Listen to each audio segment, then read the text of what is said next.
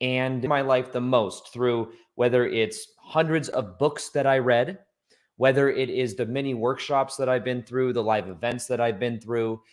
Uh, and these are going to be the things that really made the biggest amount of difference for me.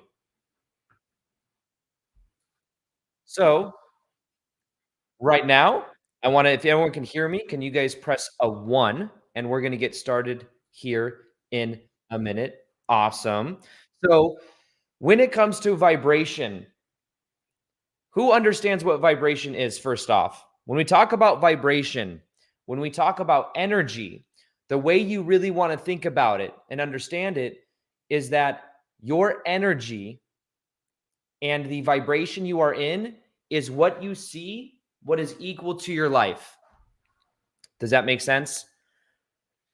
And the way this workshop is going to work, by the way, is I'm going to go through a lesson, a teaching to show you step by step how to raise your vibration to the next level. And then what I'm going to do is we're going to do a meditation for wiring this in that uses the power of group energy. There is a power when we all come together with a specific intention. And what happens is when we come together, we are able to unify our intentions together, to unify our energies together, to create a powerful shift in energy. Like, how many of you, just from being live right now, can already feel the energy of all of us being here? Feels a little bit different than being that on a regular YouTube video. Awesome. So and I'll say this as well, a lot of what we see in society, a lot of what we see in the world, the media, that of social media even, what happens is these things keep us in a certain level of consciousness.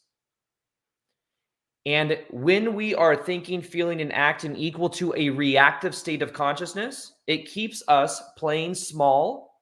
It keeps us, in a way, addicted to the similar familiar patterns and energies from when we were a kid, and also just from what we are primed to with social conditioning.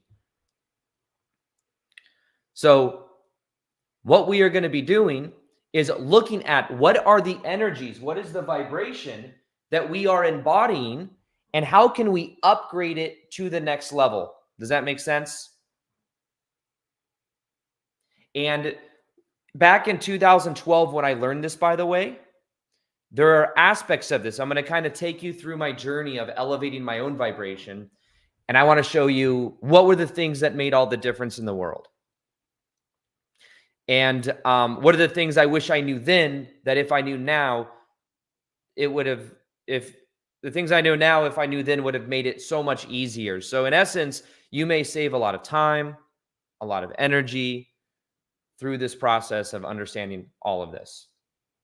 So with that being said,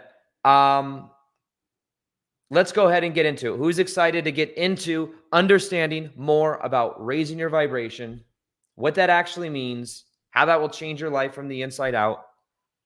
Or I said, you're not in Costa Rica. No, I go to Costa Rica in a couple days. Awesome. So when I think about everything that I learned from raising my vibration, the first thing I want to do is just share an analogy that I've shared many times before. But if you think about it as if a cork on the top of an ocean, you think of like a cork, like a from a wine bottle or something. And if you think of that on top of the ocean, the surface of the water, and if you were to put pressure over the cork and hold it under the water, the cork, because of the resistance you put on it, is then under the surface of the water. Now, when it comes to raising vibration, it's the same as if there was a cork that was on top of the ocean. What do you have to do to get that cork to raise itself back up to that of the surface of the ocean? What do you have to do? Do you have to give it a whole bunch of affirmations? Just say, cork, you are worthy. You are good enough. You can do it. Do you have to do that? No. What you do is what? There, many of you already have it. You just let go. You let go of the resistance, the vibration naturally begins to raise. And as the vibration continues to raise by the cork going up to the surface of the ocean, there is the elevation happens. Well, in the same way, you are naturally at a high level of consciousness. It's your natural state of being. This is not something you need to try to do. You can go, I am worthy, I am worthy, I am worthy, I am abundant, I'm abundant, I'm abundant. But what we're going to look at is what your core set point vibration is and how to transform it from the inside out. Because when you let go of the attachments, when you let go of the things that have been on autopilot, that maybe even have just been familiar from the past, you then start to feel more free. You then start to see a completely new reality. Just like if you were in the resistance of underneath the ocean, like Little Mermaid or something, and then you went onto the whatchamacallit, you went onto the land, it'd be a whole new world. I know that's an Aladdin song, but it would be a whole new world. And in the same way, when it comes to raising your vibration, there's literally a different level of consciousness that you experience as you go through this process. Okay? Now, when I think about when I raise my vibration, my core level vibration, and I'm going to show you step by step how to do this in a few, and then we're going to do the meditation in a little bit. Yeah, Disney. It's in our collective consciousness. My favorite Disney movie was Lion King. That was the one that really hit home. I remember I cried when Simba's dad died. The other ones are good. I had this dream when I was a kid, when I was like 3 or 4 years old, of the Little Mermaid, where I was like in Little Mermaid land. I woke up in the middle of the night and I was like, it was like one of those like things that happen when you're a kid, kind of freaks you out a little bit. But I remember this very visual of like Ursula floating around my room. Scared the shit out of me. Anyways, but I digress. So back in, many of you know part of the story. I'm going to go a little bit deeper here. But back in 2012, there was a certain point in 2012 where I felt completely stuck. I felt like I was in Groundhog's Day. I was going to work every day. I was having the same kind of conversations. I was even having a manager that was very similar to someone from my past. And I felt stuck.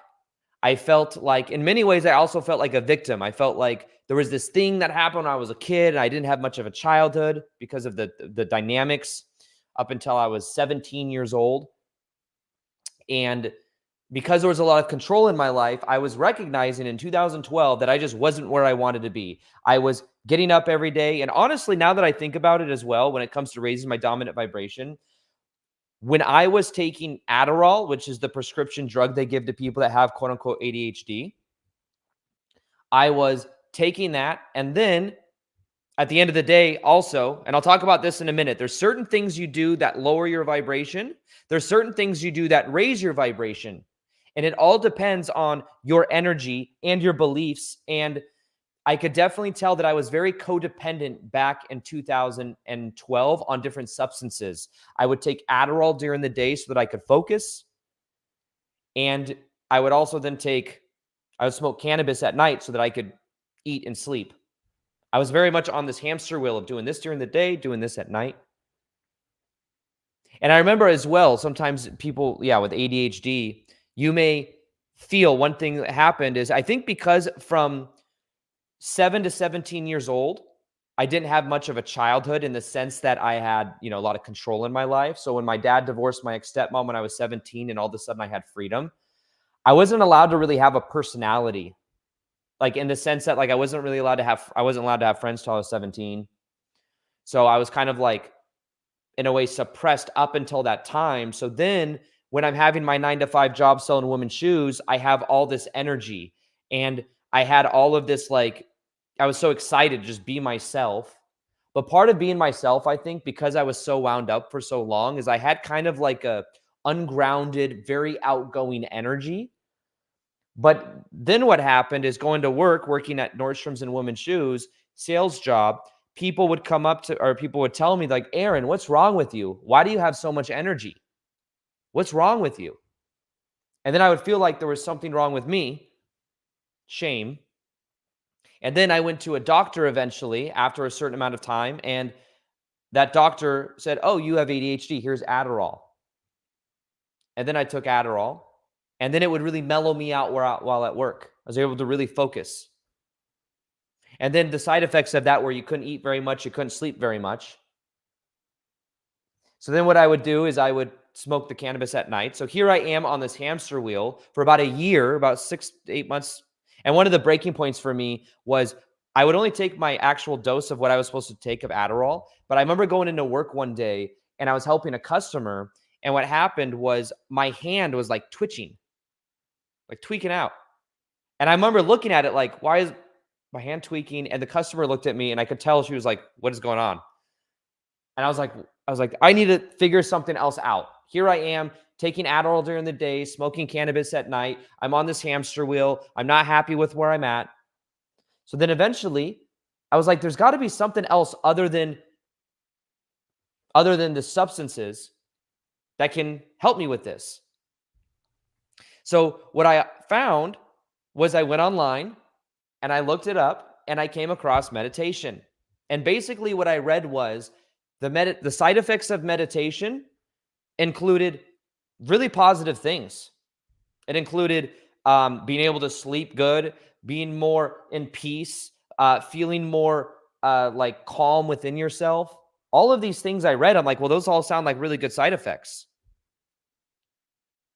So then what I ended up doing is learning meditation, and it took me about 2 or 3 days before something really happened. Now, this is the first moment when my vibration shifted the most.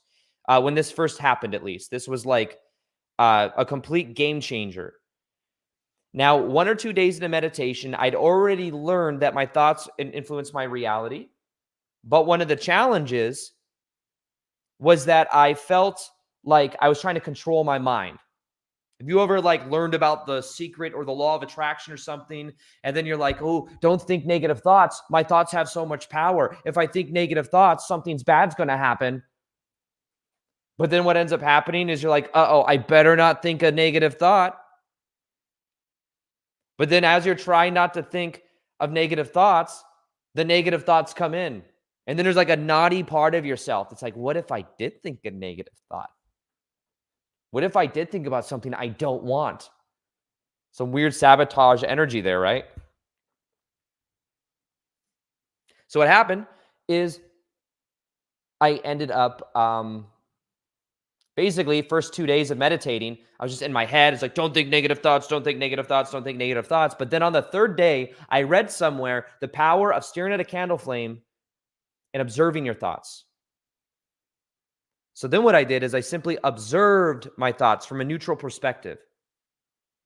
Instead of trying to control them, it was almost like I was at a park, sitting on a park bench, watching people, watching a dog walk by, but not chasing them and trying to control them. That was a funny analogy. But I just allowed my thoughts to be there. And as I allowed my thoughts to be there and I wasn't trying to control them, something very interesting happened. There was all of a sudden this spaciousness inside of myself. I started to understand and see my thoughts and realize that I may think thoughts, but I am not my thoughts. By allowing the thoughts to be there, there was less resistance inside of my body. And then what happened is I started to feel completely differently. Completely different. Literally, like within a few days, I started to feel so different. Now, this is when my vibration really shifted. I would say, and this is at the time I was living, this time, 2012, I was living with my mom and my brothers and my sisters. And I lived a little bit outside of Vegas in like this house where I had my spiritual awakening, basically. Basically, this also started the spiritual awakening process. But I remember that I was walking around my room. I started to feel so different. And I started to observe my thoughts. And I started to feel this spaciousness inside of myself. And I'm going to show you exactly how to have this same insight here in a second. But I remember walking around my room after about a week or two. And I remember feeling inside of my body before I felt on a majority of the time on a scale of 1 to 10, I was at about a 3 out of 10, with 3 feeling not that great, 1 feeling horrible, 10 feeling great. About a 3 out of 10. If I would smoke weed or I would drink, I'd go up to a 5, but then I would drop back down. And then I also felt trapped. I felt stuck. I was in a job I didn't like. I knew there were people in my life that reflected back certain patterns from my past. But then, all this within a week or two of observing my thoughts, I went from a 3 out of 10 to a 7 or 8 out of 10. I literally felt high a majority of the time. And I thought, is this too good to be true? I thought, is this too good to be true? And I thought literally maybe this will go away. This feeling will go away. But what happened was that feeling stayed. Of course, it fluctuated. There's times it'd go down to a 6 or a 5 if I was having a certain frustration day, but I wouldn't stay there. It was like my base point vibration went from a 3 to a 10 to a 7 out of 10. And it shifted everything. Now, within 2 weeks of that happening, I completely got off Adderall and I completely stopped smoking cannabis. For cannabis, it took me like probably 2 or 3 weeks because I kept going in my mind. I'm like, but I always do this. I do this with friends. This is the thing I do, and blah, blah, blah. It was like this thing. But within 2 or 3 weeks, completely got off all substances. And I felt completely different. And I believe now, knowing what I know and seeing what I've seen in my challenges and things like that, I believe now that you can feel high a majority of the time without any substances. You do not need weed. You do not need alcohol. You do not need certain things. I mean, I'm not a doctor, so I'm not going to talk on like medications and stuff. I'm just saying, I also understood for myself, this is my experience. I also viewed myself, part of my self-image, my inner self-image was that I have ADHD, there's something wrong with me. Instead, I learned how to meditate and how to ground myself in nature. And that changed my energy. It changed my identity. So when it comes to vibration, one of the biggest shifts you'll make, and we're going to look at the scale here in a minute. Who's familiar with this scale right here? This is a scale that comes from, there's a book called Levels of Energy. There's a book called Power vs. Force. It uses a very similar scale. And I want to show you a little bit about this, but the very first thing that will change so much for you if you learn how to like apply it, which is really simple. It's something called metacognition. Let's say that 10 times fast. I'm just kidding. Metacognition. Actually, not that hard to say. Metacognition is it's your ability to think thoughts and observe the thoughts, but know you're not your thoughts. Does that make sense? It's the ability to become aware of what you're thinking. Most of us live in complete reaction to everything happening in our world. We think thoughts and we think this is a fearful thought. And most people are living under the emotions of survival. So when we talk about raising vibration, understand most people are caught up in the vibrations of survival. And then they're trying to create a better life for themselves. They want to feel more love, more peace, more purpose.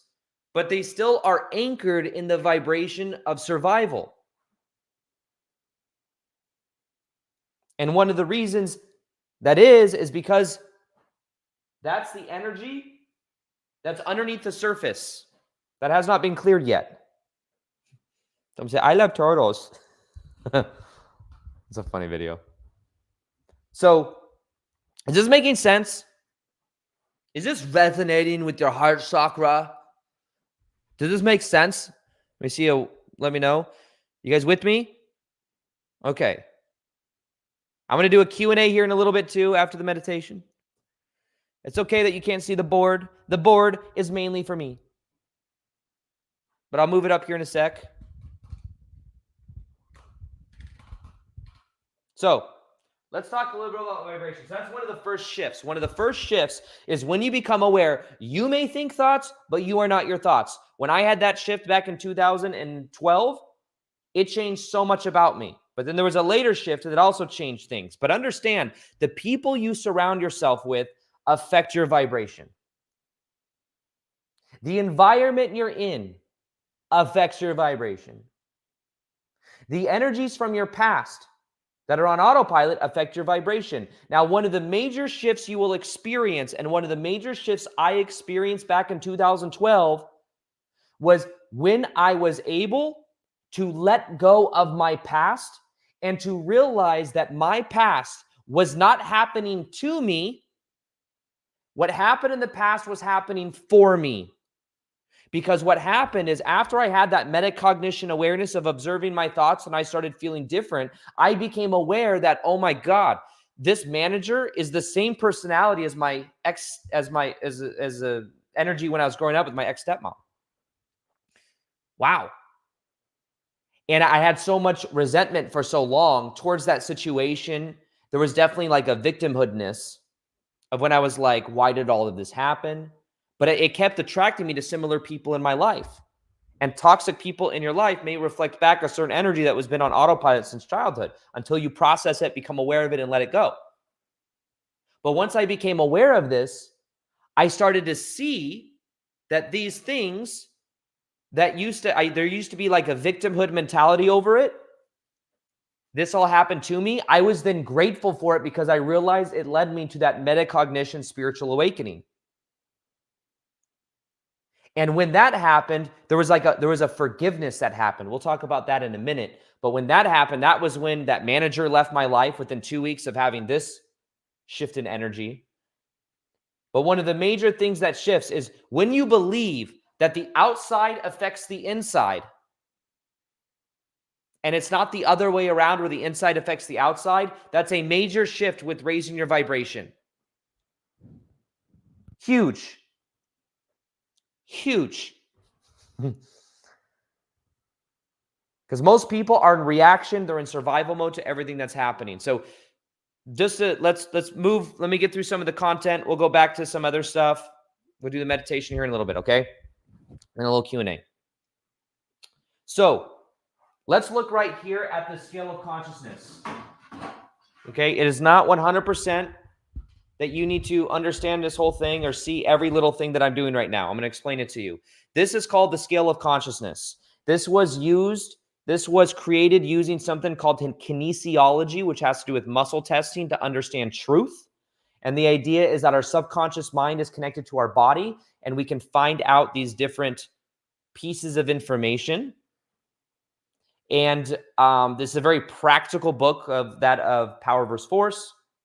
But in general, you'll see that at the bottom, these are lower vibrational emotions, and at the top are higher vibrational emotions. So you have shame, guilt, fear, anger, want, courage, neutrality, willpower, acceptance, meaning and purpose, and love. Now, there will be music that will resonate at certain frequencies, at certain energies. Think about the music of you think about want. What are a lot of music about, right? Like people wanting things. I want love. I want abundance. I yearn for it. Energy of lack. It's a certain energy though. Then you have that of, you look down, shame. Shame is I'm broken. There's something wrong with me.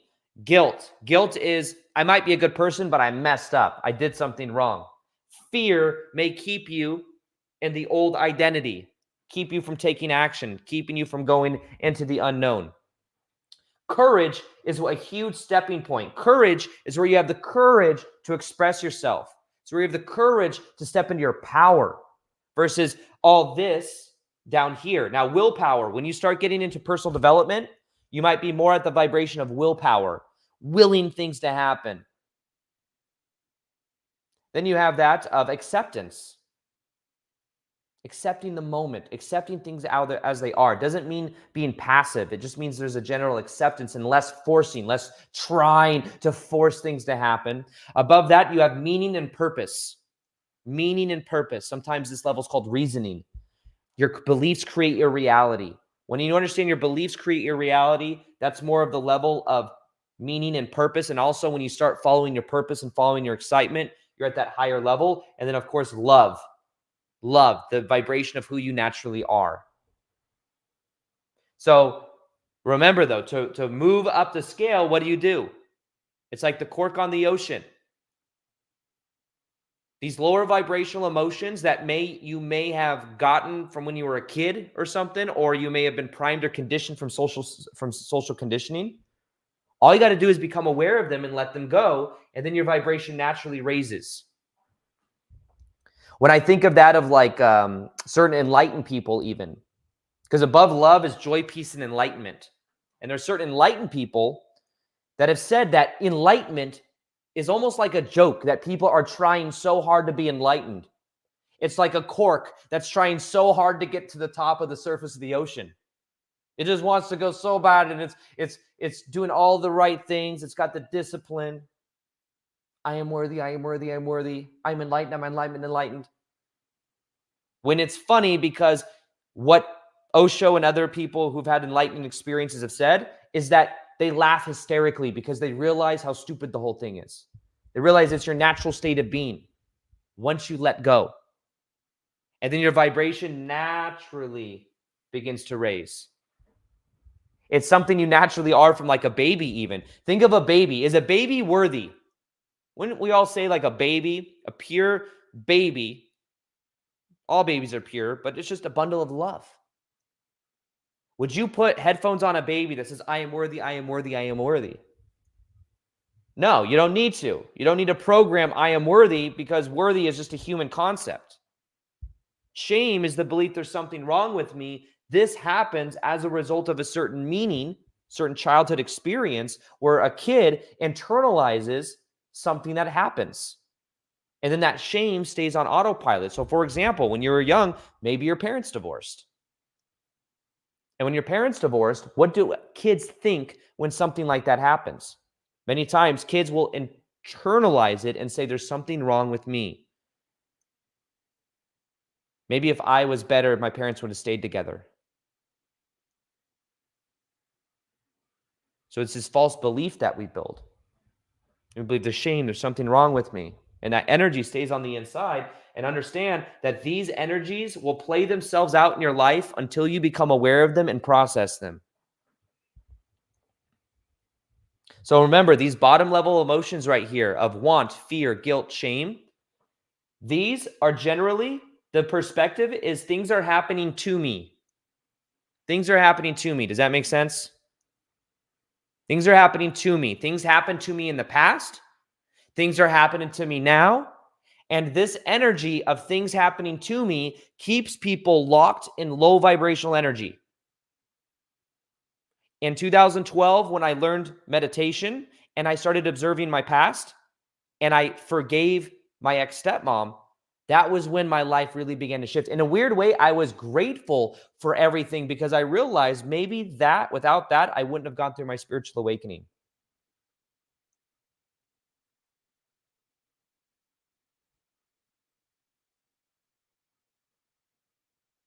So many of you have been through a spiritual awakening. You normally need pressure to then go through a spiritual awakening. So maybe part of that pressure for you happened because of that, of leading you to your spiritual awakening later on. Does that make sense? Does this resonate with your heart chakra? So this is where things are happening to me. And then then when I talk about my experience with metacognition, the level of neutrality is where you learn how to observe things. They're not good, they're not bad, they just are. When I observed my thoughts in 2012, shifted so much of my life. Then I started to become aware of my beliefs about reality. Then this middle section right here, there's another huge shift in vibration that happens at meaning and purpose, where you become aware that your beliefs create your reality, and also you start to follow your purpose. You start to get a why.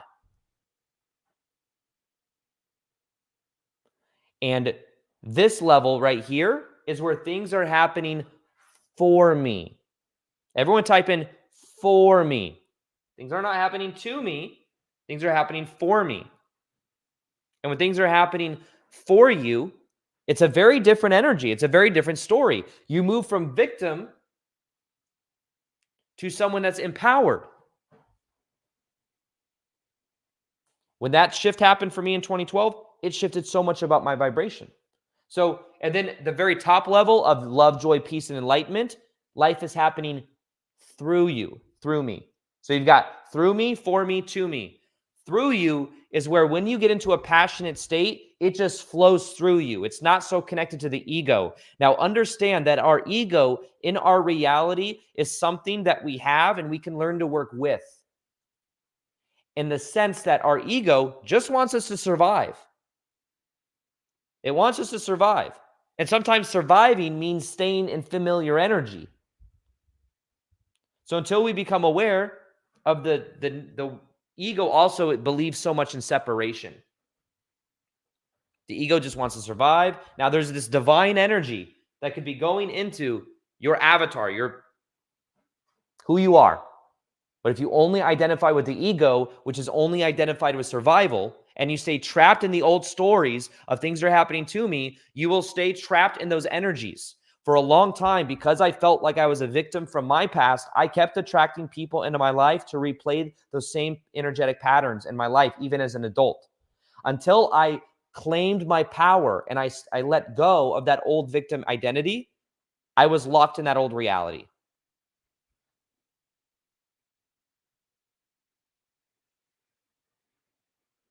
Does that make sense?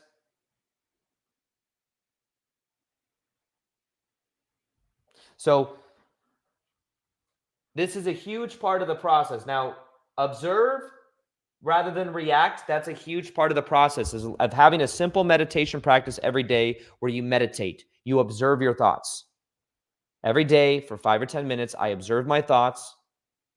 Right when I wake up and right before I go to bed, I normally do it. I stare at a candle flame because my eyes focus on one spot. I found allows my mind not to wander so much. Years later, I was in a Bikram yoga class, and the teacher was saying, eyes that wander is a mind that wanders.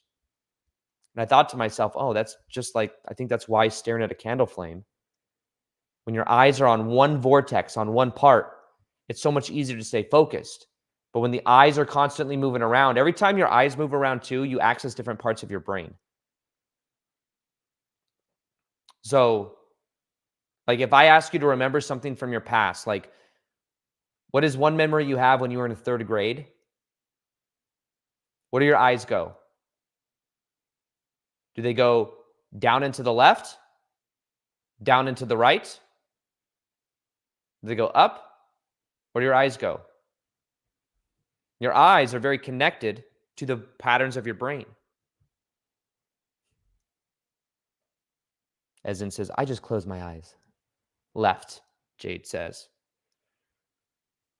Yeah, for me, I'll go down to the left. Some people say up to the left. This is getting kind of technical. This also has to do with how you perceive of information. Some people are auditory. Some people are kinesthetic, meaning they feel. Some people are more visual. That will also depend on which vortex you look at, but those are accessing different parts of your brain. Yeah, down and to the left will probably be for most of you, but it can also shift. So the eyes focus on one spot. Basically, the point of that is the eyes focus on one spot makes it a lot easier to stay focused. Now, the next tool I want to share with you is one that is called reframe. Can everyone type in the chat reframe? One of the most powerful things you can use to heal is when you understand that you give things meaning. Things that happened to you in the past, you can decide what they mean. Reframing is when you change an old meaning. Reframe. Learning to reframe meanings of the past helps you to process and to get out of the lower vibrational emotions. I will say too, before I move on too quick, processing the past emotions is also very powerful. You don't have to intellectually understand them, but if you allow yourself to feel them, you allow them to release. Has anyone ever done breath work? Breath work is very powerful. With breath work, you allow yourself to let the emotions come up, to be felt and to be released. Now, one thing I will be doing, by the way, I don't know if any of you have heard, some of you may be from my new community. I have a new free community. It's completely free. I do live meditations just like this, live workshops. There's a community in there. It is on that. I'm going to go ahead and link it below. Actually, I think it's in the chat, or not in the chat. It's in the description. And basically, it's my new community where we're going to be doing things just like this. And there's a meditation in there for the inner child, self-image. But in general, I'm going to be also eventually adding a piece of breath work in there, some type of breath work that you can do, because breath work is so powerful. So for this, for understanding what we're talking about, feeling it to heal it is very powerful because you allow it to come up inside of your body to be released. The next step is observing rather than reaction. You know, when people are reacting to the media, also think about the media and a lot of the things in our society. If you keep people in fear and anger, they're much easier to control. They're controlled by the emotions of survival. Observing allows you to not so much react. And one of the next steps is understanding the power of reframing old meaning. Reframing old meaning and understanding that you can give new meaning to past things and completely shift your life. Like, what if your parents didn't divorce when you were a kid because you weren't good enough? What if your parents divorced when you were a kid because maybe they just weren't right for each other? Or maybe your soul just knew you wanted 2 Christmases. You got double the amount of gifts. You can have fun with it. Don't be so serious. But in general, you can reframe these things that happened. And when you reframe things, what's something that you've reframed before? Maybe something that happened in the past. Could be something more traumatic or what we consider to be trauma, you know. But you give something a new meaning, you will get a new response, a new, like, think about it, like your vibration. It's almost like a radio dial. It is like a radio dial. So what happens is people might be on a certain station of like 98.5 FM and they feel stuck, they feel blocked, and they want to experience what's on 111.1 FM. But what happens is they both exist at the same moment. But the key is you have to shift your frequency to perceive of that station. What most people do is they try to create 111.1 FM in 98.5 FM. You just have to shift your energy. It already exists. You just have to let go of the resistance, the static, and you'll naturally begin to shift into it. Now, let's look at the power of the reframe is just simply giving something that you used to give an old meaning, and you can ask yourself the question, what would I believe is true to be experiencing this?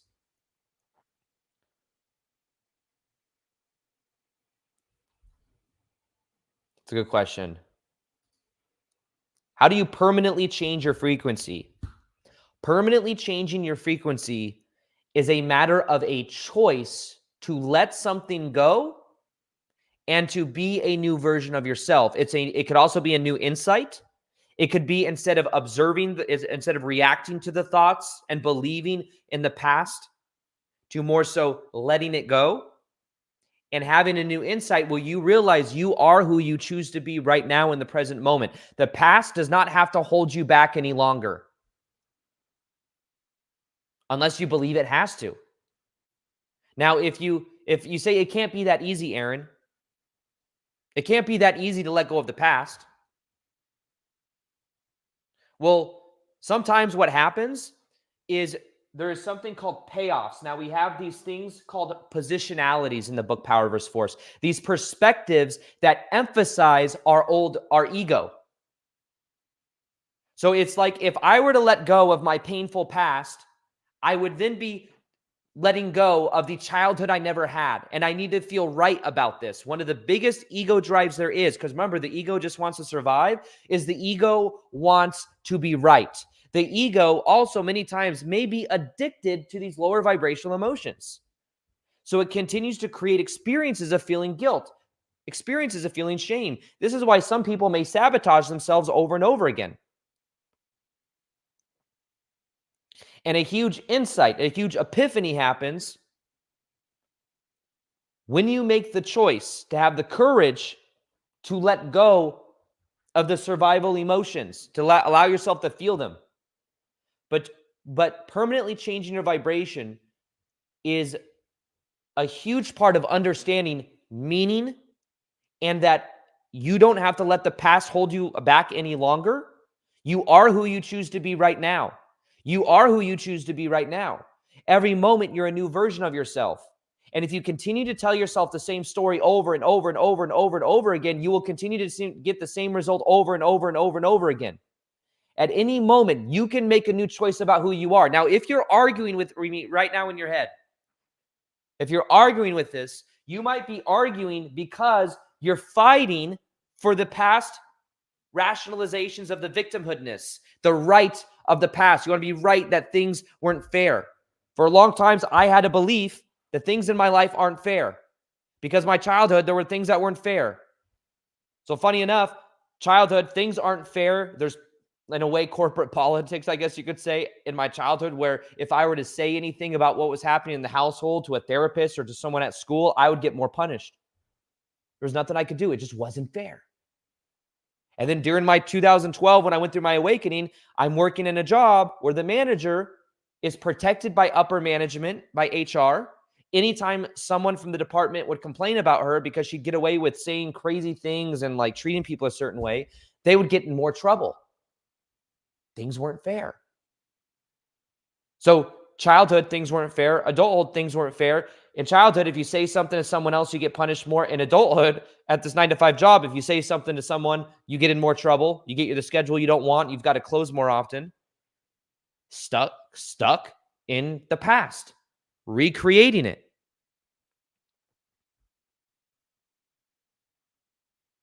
So a huge shift happens when you're able to let go of the victimhoodness mentality of things are happening to me.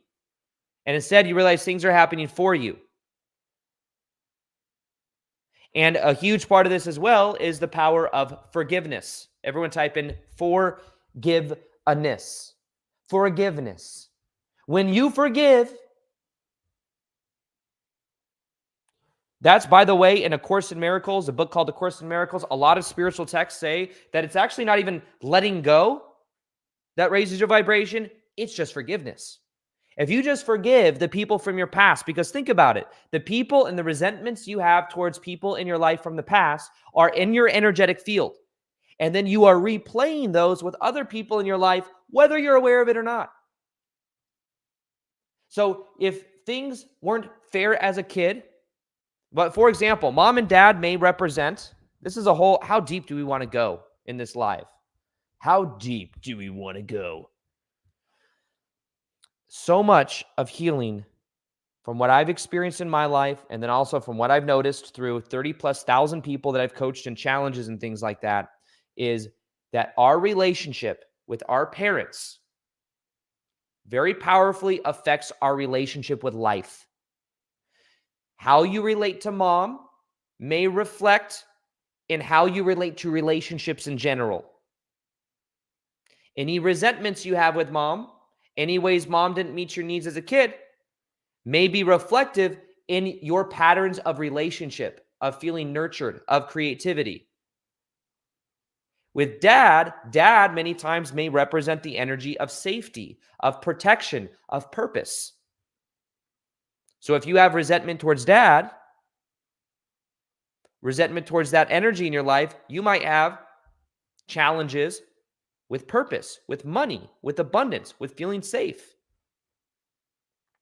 The family dynamic that you have is where many times you gain certain stories about yourself and how you relate to life. If you have a problem with authority in general and you don't trust authority, maybe because you don't trust parents, you might find that that plays itself out in life. See, as kids, we think our parents were forms of God. There are these giants. Imagine you're a little baby and there is this giant that is 50 times your size or something like that. But instead of thinking, maybe mom and dad didn't have things figured out in certain ways, if there's shame there, we take it on as a burden of our own. We say, there's something wrong with me. And then we carry that around with us everywhere we go because our parents are our basis of survival. We don't want to think that they're bad because we rely on them. So we start this internal soup of like all this stuff. It's like, there's something wrong with me. What did I do wrong? I'm not worthy. And that's where it can start. Forgiveness is where you start realizing and you start letting go of the resentments. You realize that your parents, you are not to blame. Your parents were also just playing out energies they learned growing up. In 2012, when I really forgave my ex-stepmom, a lot of it came because I realized her dad treated her the same way she treated my brother and I. Made it a lot easier for me to forgive. Now, you say, well, there's some horrible things that happened and it doesn't make it right. I'm not saying make it right. It makes it right. I'm saying it makes you understand more. And when you can understand people are always doing the best they can with the level of consciousness they're at, there's a big relief that can happen. Now, the other side of this is you decide, no, I'm not healing. I'm not letting this go. Well, what happens is you end up carrying it in your energetic field. And when you meet other people, they are reflecting that energy back in your field. You're not forgiving just for them. You're forgiving for yourself. At the deepest fundamental level, though, reality really is only you anyways. Maybe we'll save that for a different video. So anyways, forgiveness is realizing people are doing the best they can with where they're at. Maybe you understand some of the patterns in your life. I'm not telling you to blame mom and dad and to look for this like crazy traumatic childhood in your past. I'm saying understand everyone's doing the best they can with where they're at. But if you have a story of blame towards mom and dad, you will then in your life now probably have a story of blame about other people, a blame towards God, a blame towards your boyfriend or girlfriend or husband or wife or kids. So what I'm encouraging you to do is to take ownership and responsibility for what you believe to be true. That's where you really raise your dominant vibration permanently forever. Is you realize that everything in your life you can take responsibility for. Now, what is responsibility? It's your ability to respond. That's it. Instead of reactivity, responsibility. You take responsibility. Yes, things happened to you in the past. However, you get to choose what it means to you now. You get to choose what you do with it now. So, forgiveness is a huge part of the shift in consciousness. And it's really, according to A Course in Miracles and other processes, the thing, exactly, generational cycle breakers. Man, I have so many tangents I could go off in different directions. But I don't want to make this a 3-hour-long call. We'll do more. Like I said, we're going to do more like this. Haven't decided yet whether I'm going to keep doing them on YouTube Live like this or I'm going to do them in Zoom. I like Zoom. I feel more myself in Zoom sometimes. So if you join that group that I'm mentioning, I'll pitch to it. I'll like give you the link at the end. It's free, but I'll probably be putting Zoom links in there in the future. It's just more interactive. This is cool though. But then I'll post clips on that on my YouTube channel or something. So I'm going to answer questions in a little bit as well. However, that's another aspect of this, forgiveness. And then lastly, purpose and being it. When I started in 2017, being the new version of myself, making YouTube videos, I was passionate about it. It completely changed the trajectory of my life. When you start doing what you love also, when you talk about like things happening through you, when you're doing what you love, a big part of me making videos in 2017 is I wanted to add value to other people. I wanted to help other people. I wanted to help people break out of their box because I felt like I was living in a box for so long. Whether it was the box of my past or it was the box of the 9-to-5 job I hated, I love helping people break out of the box to see what's possible. And when I was making videos in 2017, I made it about how can I add value? Now, when you want to add value to other people, that's when things start happening through you. You make it not about you, but about everyone else.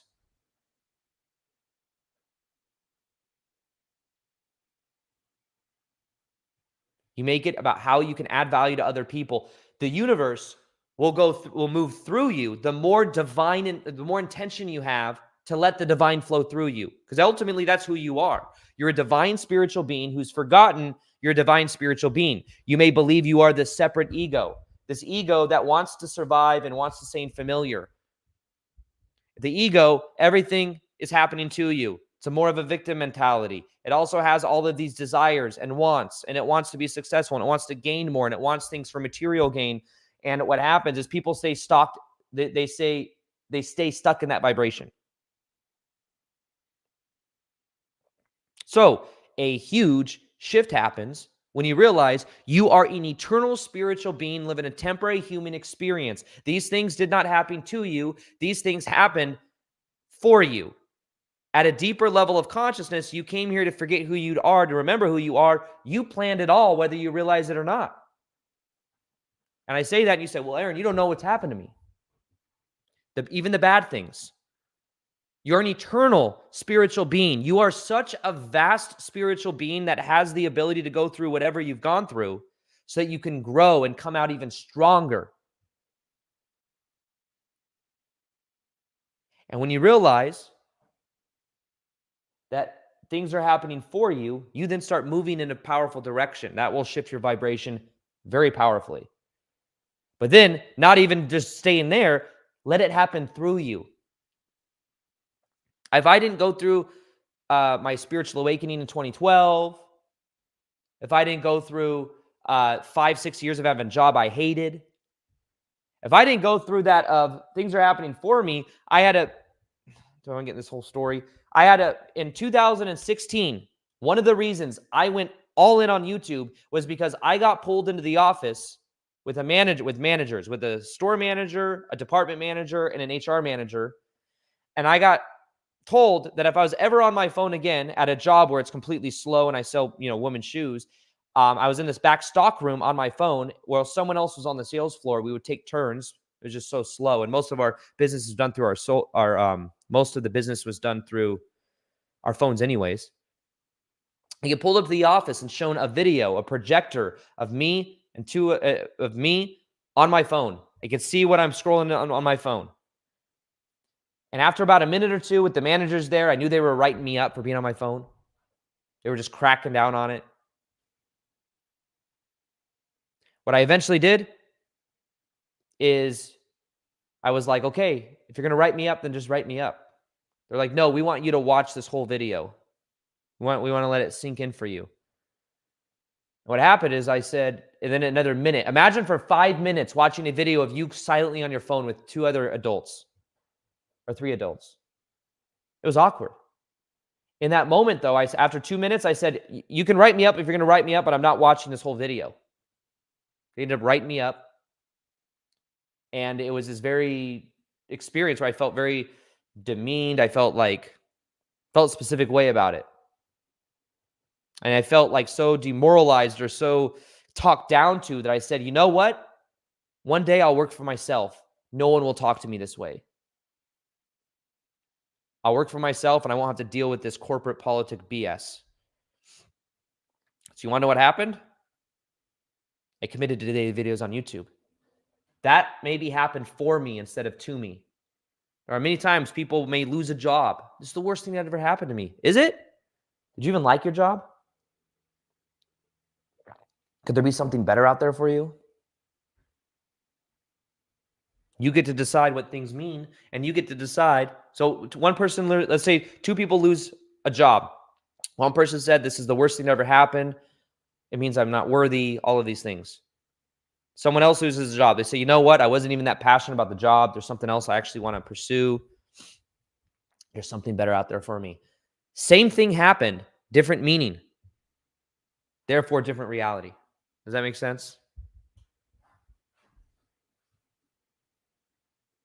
So when it comes to raising your vibration, it's simply about making a new choice about who you are and understanding that every moment you're a new you. Every moment you're a new you.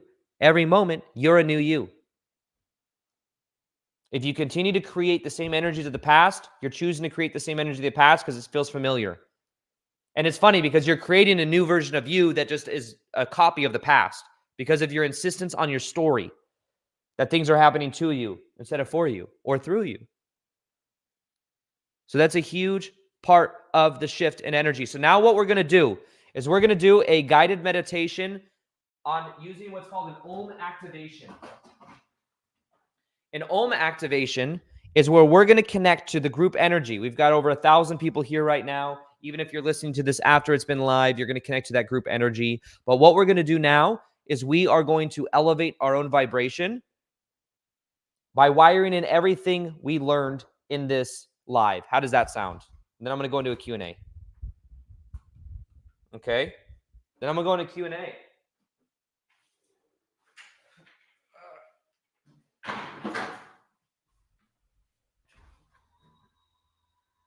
Here we go. Moving this down now.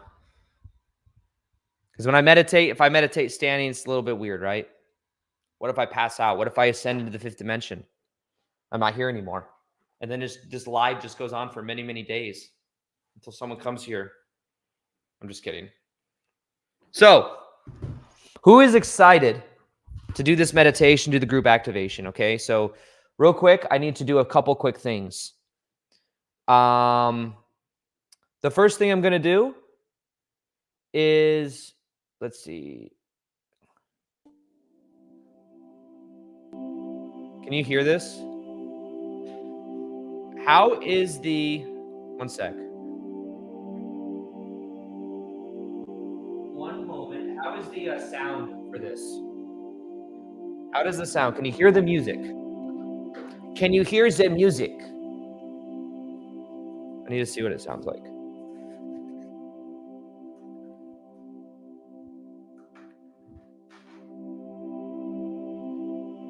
Does my voice sound buttery smooth?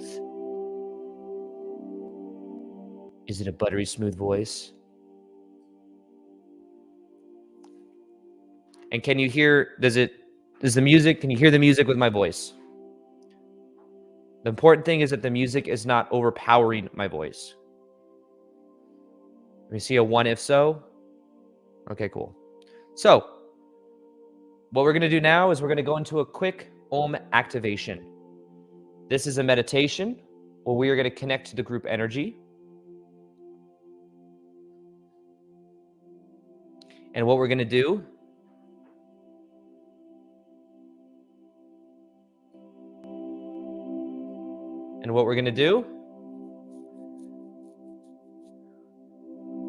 is take a couple deep breaths in and out together. Does the music sound okay? I did turn it up. Okay, here we go. Let's go ahead right now and take a deep breath in through our nose. Let it all go.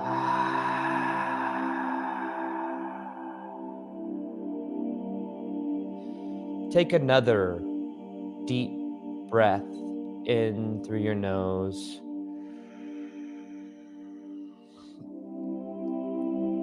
Let it all go.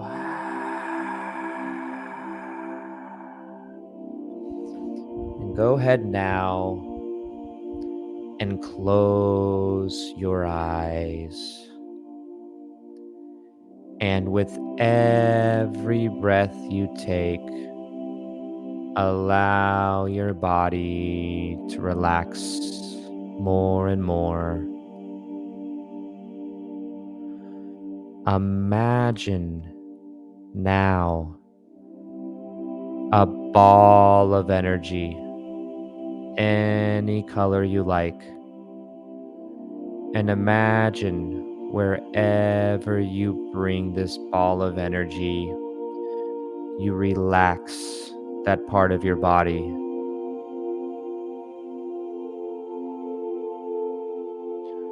Bring that ball of energy to behind your eyelids and imagine melting away any stress. Bring that ball of energy now to your jaw. Feel your jaw loosen up and relax.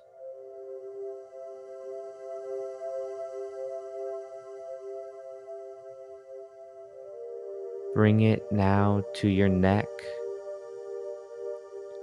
and feel your neck loosen up and relax.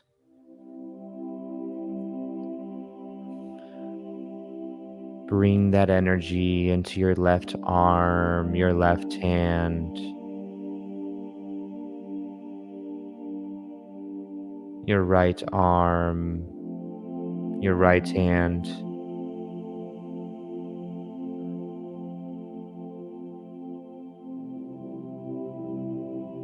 Bring it into your heart.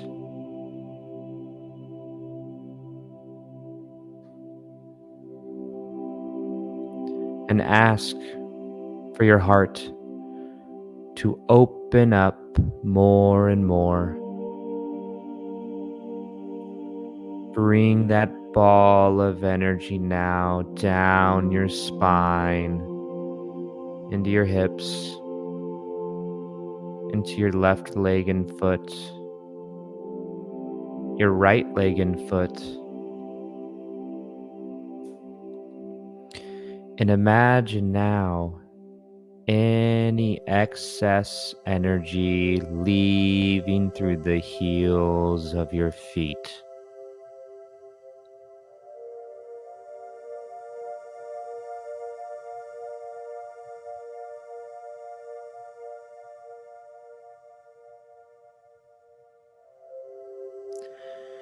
And now imagine to your right is that of a trunk, of a box that you can put anything that's been on your mind in. The lid is open, and imagine yourself putting an object in this box, something that represents whatever's been on your mind.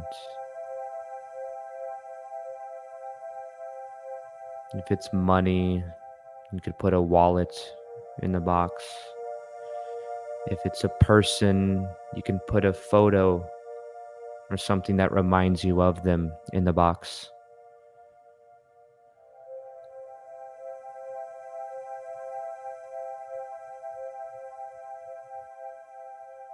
Go ahead and put whatever it is into the box.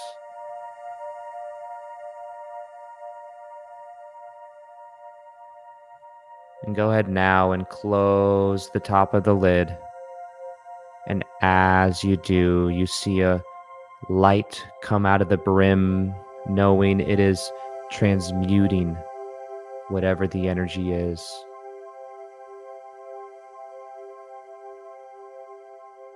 And then turn away from the box now.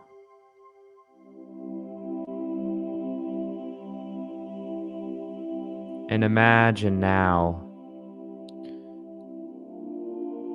you are in a very sacred place in nature. Find an environment that feels relaxing to you. This can be a place you've been or a place in your imagination. But go to this place now.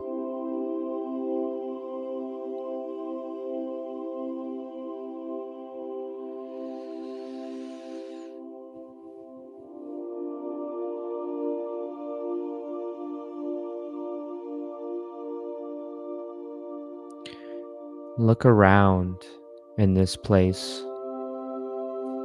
What do you see?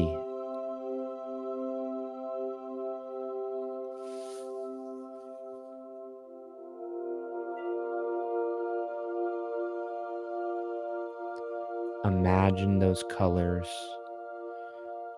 becoming brighter and brighter.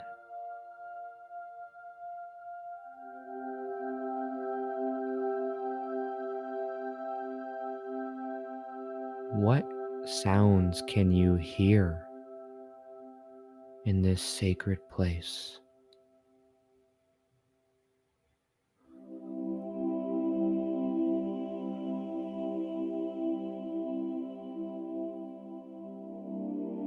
Imagine those sounds becoming louder and louder.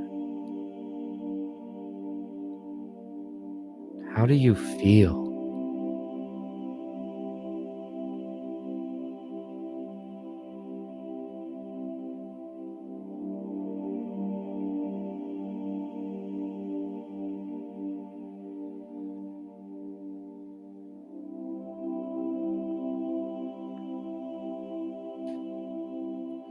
Now, in this sacred place, you're able to activate energy inside of your body, and you're also able to influence your subconscious mind.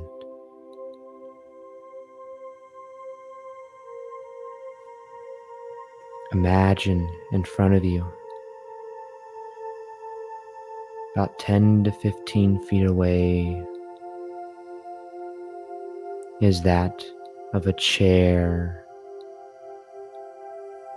And this chair represents being able to activate energy inside of your body in a very powerful way.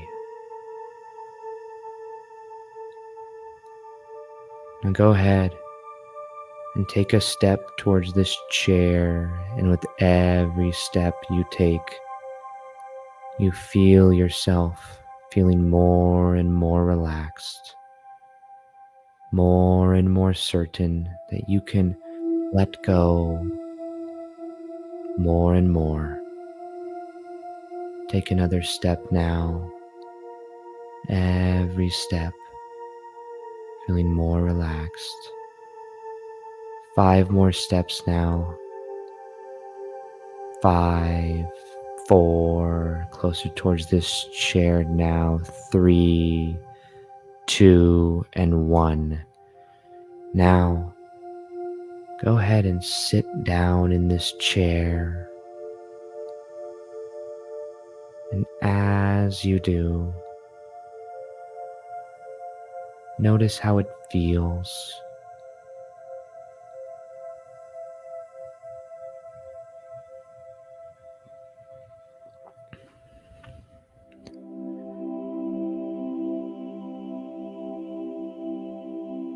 Now, call upon your spiritual guides, your higher self, to assist you in raising your vibration.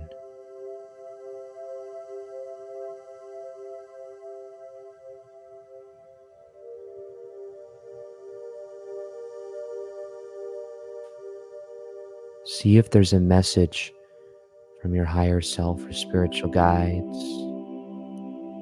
Maybe an object they give you that represents something significant in your life.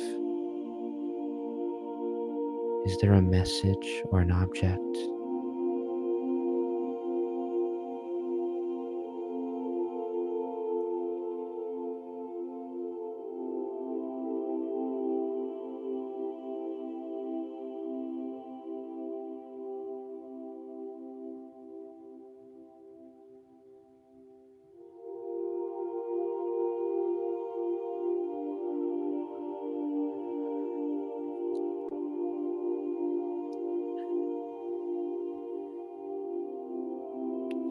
And now, your higher self, spiritual guides, want to show you what it's time to let go of. In this chair, look to the left. You can see who you've been in the past that represents some of the survival energy, the lower vibrational qualities that you want to let go of. What do you see? What can you let go of?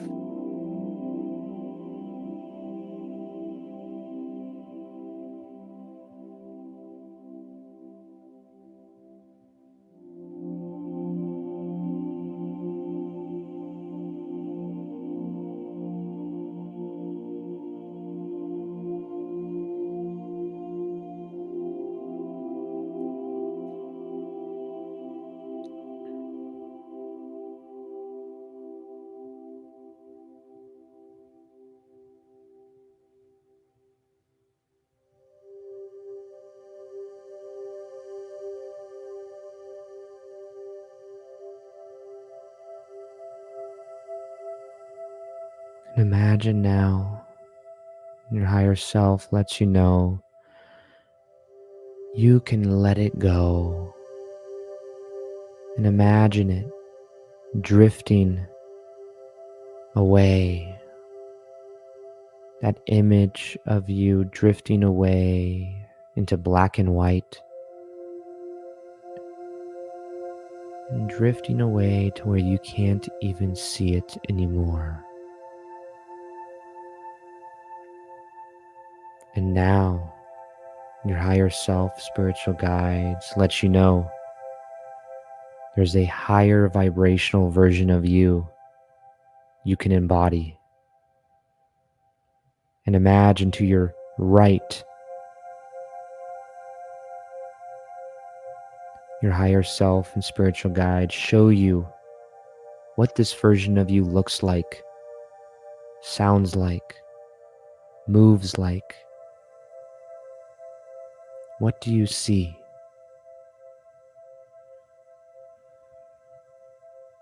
How does that version of you act,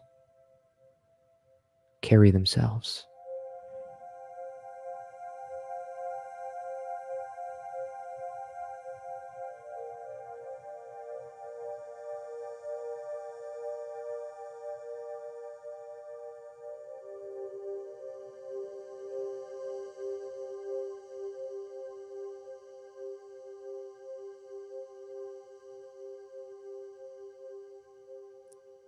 Does this version of you have more fun? Does this version of you trust the course of your life?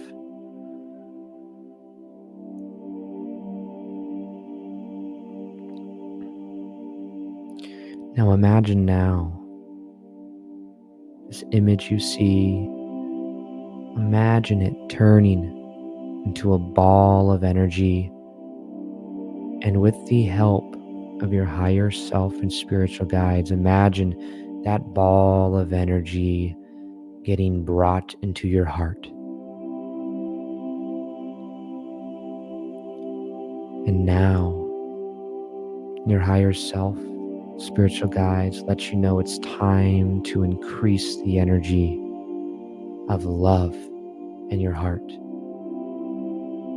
Set the intention now to open up the energy coming from the sky into the crown of your head, into your heart, grounding itself into the planet. And ask for assistance from your higher self and spiritual guides, and feeling this love more and more. And imagine now a dial on the right of this chair, on the armrest. And right now it's at 0.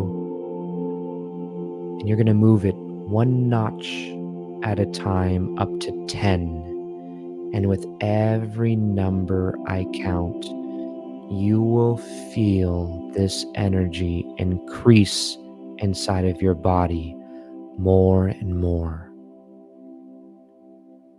Now go ahead and move the dial now to 1, increasing that energy inside of your body.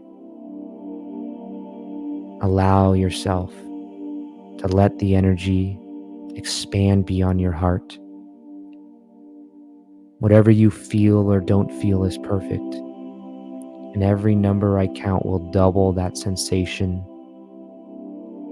inside of your heart. With 2, imagine that spinning sensation in your heart, beginning to feel it more and more. Moving that dial now to 3, doubling that sensation again, allowing yourself to feel. 4, double that sensation again. Your consciousness is expanding more and more. 5, double that sensation again, knowing it's okay to feel. 6, that ball of energy spinning faster and faster, doubling that sensation again. 7, feel it more and more. 8, your consciousness is expanding more and more. The energy around your heart is expanding more and more. 8, 9, double that sensation again.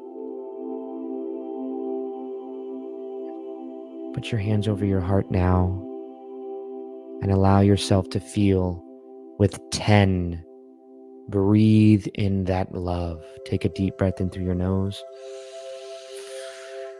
Let it all go.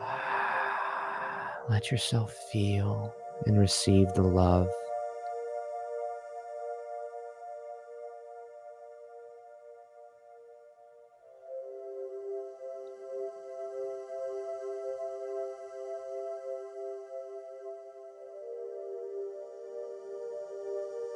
Let yourself feel it.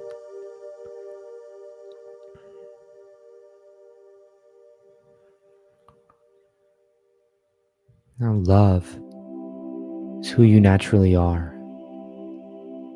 From this point moving forward, you will feel as the highest vibrational version of you.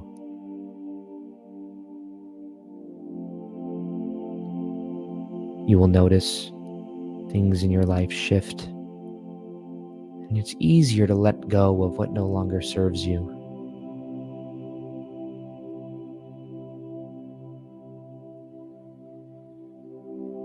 Set the intention to experience a breakthrough in the next week. Something that majorly shifts your energy, your vibration permanently. And that when it happens, you know it, and you know what it is. And set the intention that everyone else here doing the meditation and everyone listening to the meditation afterwards experiences that transformation too. And as you do it for them, they do it for you.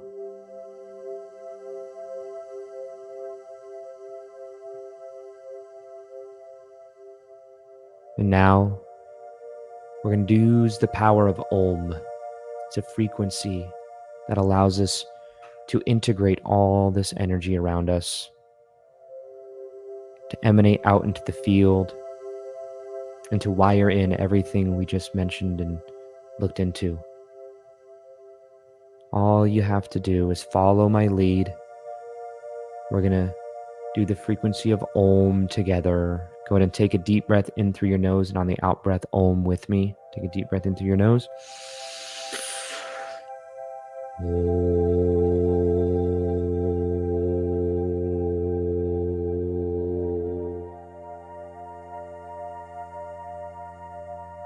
Feeling that energy expand beyond your body.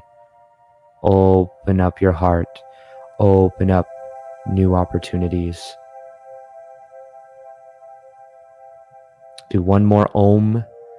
Take a deep breath in through your nose.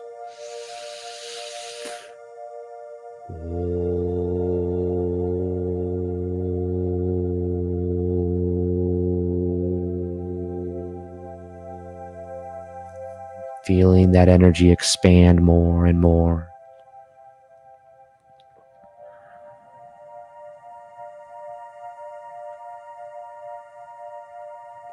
Let that energy expand beyond your body. And know from this point moving forward, you are a new version of you.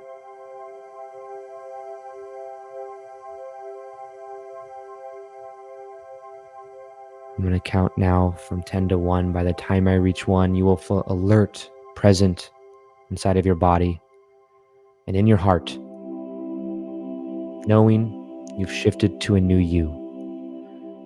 10, bring the awareness inside of your body. 9, back into the here and now. 8, 7, 6, feeling your energy come back now. 5, into your hands and your feet. 4, into your arms and your legs. 3, into your spine. 2, 1. You can open up your eyes now. Go ahead and open up your eyes. How do you feel?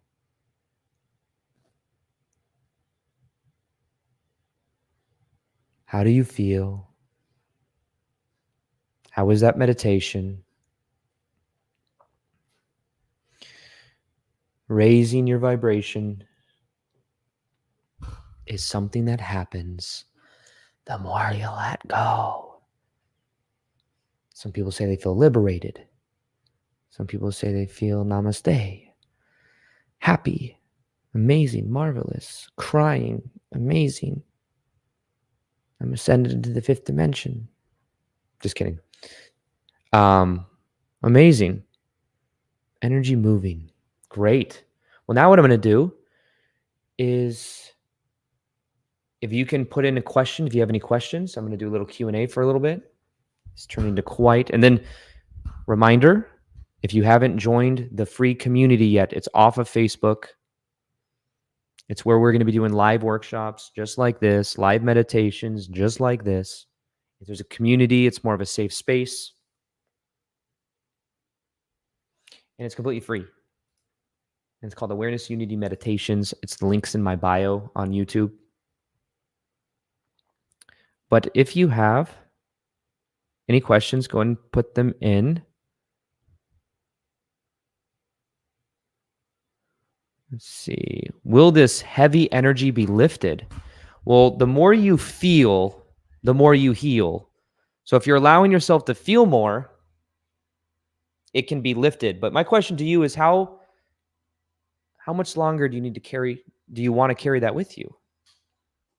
If you let yourself feel it, you let yourself heal it. Of course, we don't want to feel negative emotions sometimes, but it's the key. It's the key. There's so many times in my life where when I felt something, it's like it healed from my energetic field. Let's see.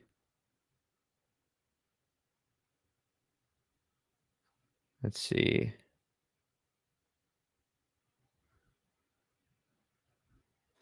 a good question. Where is it? I spend time every day bringing it up. Does that let it go?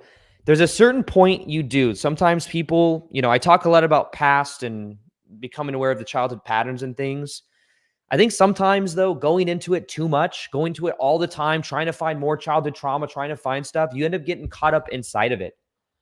Personally, I believe that's what you can do is become aware of it, but then to let it go, to let go of the story.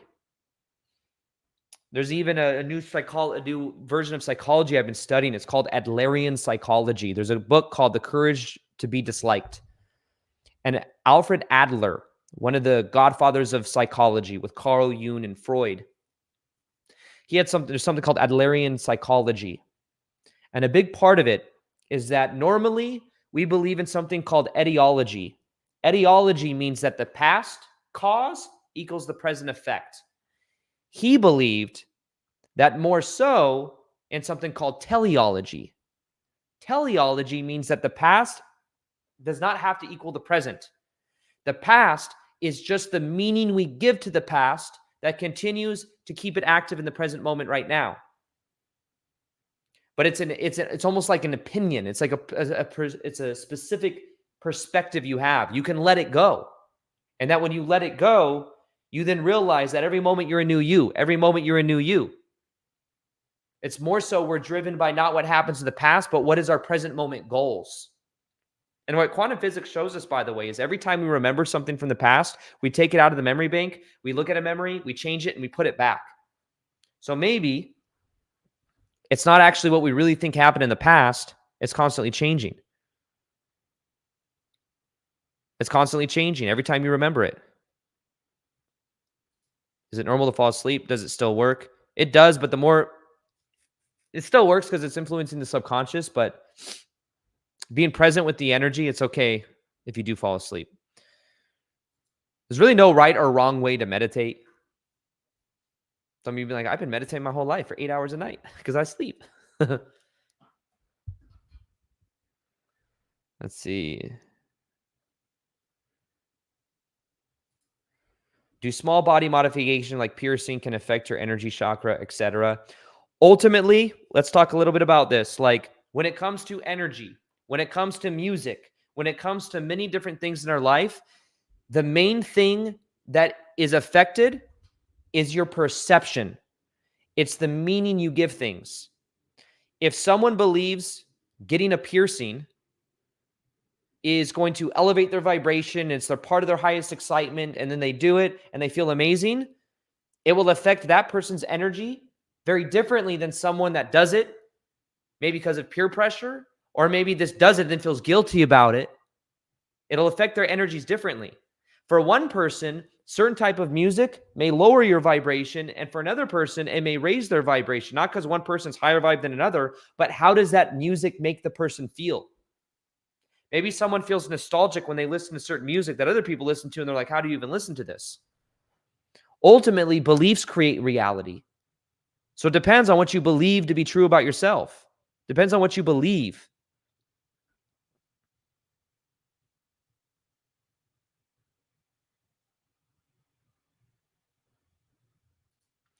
Will you experience low vibe things after shifting to a higher vibration, but slipping into low vibration temporarily? Absolutely. This happens a lot. As you're shifting into the higher vibrational you, it's almost like because you're in a higher vibrational state of awareness, you actually become aware of a lot of things that have been hidden in the shadows. I would say that right now on the planet, we are in a higher vibrational state than we were 10 years ago, even though it may look more chaotic than 10 years ago. What happens is it brings the subconscious stuff up to the surface. And so that's kind of what's happening in the world. There's always been crazy stuff happening under the surface. It's just that now we're more aware of it because we're getting to ask ourselves, do we want to continue to live like this? Now, in the same way, in our own life, as you raise your vibration, you're going to become aware of a whole bunch of things that no longer serve you. You're going to become aware of relationships that may not serve any longer, toxic things that have been in your life. You'll see your engagement with those toxic things, like what part of yourself feels familiar with it. You may beat yourself up. The important thing is not to beat yourself up and think there's something wrong with you. So slipping into low vibration, you're going to oscillate for a while. But the key is understanding it's just part of the process. It's just part of the process. Let's see.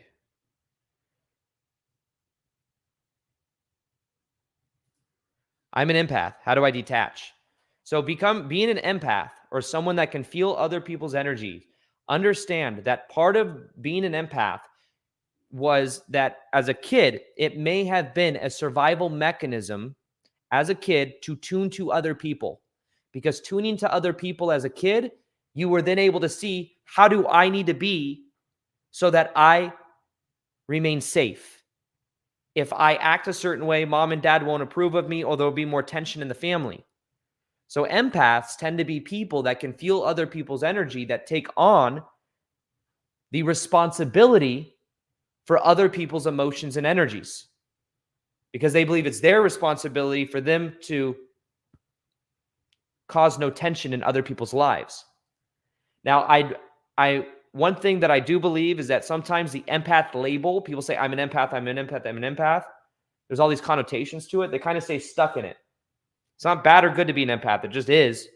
However, the thing to become aware of as an empath is what is your responsibility and what is other people's responsibility. If you include the circle of influence around you to include that of other people's emotions and energies, because as a kid, you felt responsible for mom and dad and your brother and sister's energies, you will continue to take that responsibility and that burden with you everywhere you go. And you will then internalize things and you will feel the burden. So detaching is about understanding what is your stuff to deal with and what is other people's stuff to deal with. You may also get an energetic high from dealing with and being responsible for other people's stuff. This is why people sometimes attract people they feel like they need a fix. If I fix you, then no one else will fix you. No one else will hold this much space for you. So I make myself indispensable. The common thing people who want to fix people do. Now, the thing is people that try to fix other people, they're also implying something else is wrong with other people, but also they're getting something from it. They're getting the validation, the approval, maybe even the codependency of someone else. Become aware of why you feel responsible for other people's emotions and energies, and then separate yourself. One of the most powerful things is subject-object, learning how to individuate, feel safe in your own body. That's something I have a meditation. Maybe I'll make a whole entire section inside that of the new community that I have of the frame technique to show you exactly how to do this for empaths. It'll be completely free inside the group. So with that, if you want to join that group, it's completely free. I'll be going live there. Thank you everyone for being a part of this live today. And yeah, I hope to see you on the inside of the group. Other than that, yeah, there's meditations in there. There's past workshops in there, meditations that weren't on YouTube. But other than that, yeah, I had a lot of fun with all of you today. I'm going to go ahead and go now. I've got some stuff I got to do the rest of the day. I go to Costa Rica in a couple days.